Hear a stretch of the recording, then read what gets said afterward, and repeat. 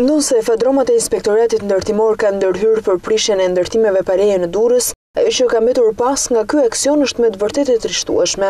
Gërmadha dhe pirgje gurësh kanë mbuluar territorin e hyrjes të qytetit të Durrësit, në një kohë që mes tyre gjen persona të cilët mundohen të nxjerrin bukën e përditshme duke mbledhur materiale hekuri. Shikoni me kujdes, këto ndërtime nuk kanë më shumë se një javë që janë prishur dhe situata është kjo që duket në krahun tim. Shikoni, ndërtimet mbetjen janë po aty. Gjë që do të thotë që këto vërtet duhen prishur ndërtimet pa leje, por dhe duhen pastruar pasi bën një ndotje për qytetin dhe bën një problem për imazhin e qytetit turistik. Qytetarët shprehen se duhet të ndërhyet urgjentisht për pastrimin e dherave dhe territoreve. Do i ka shteti, ja prishe pastrovenin, lënia publiku të lirë. Nuk e kriju një ambient pastër të bukur që të binë sy e prish një këbote.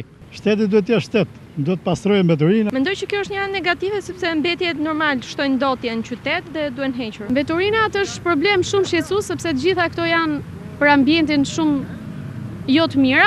Gabimi i shtetit që i lën aty krijon trazira të ndryshme, krijon ndotje. Lidhur me aksionet e ndërmarra në rang vendi, qytetarët e Durrësit kanë dhënë opinionin e tyre. Prishjet e ndërtimeve pa leje, për mendimin tim, janë të arsyeshme, por ama duhet me i verifiku mirë dokumentat. Kjo duhet të ishte boj çik më përpara kjo Kuveni Vendor, duhet të kishte lënë ndërtimet.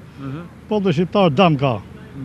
Dam materiali, dam ndërtimi, dam leku. Edhe me lejetin, po që pengojnë hapësirat publike një orë më para.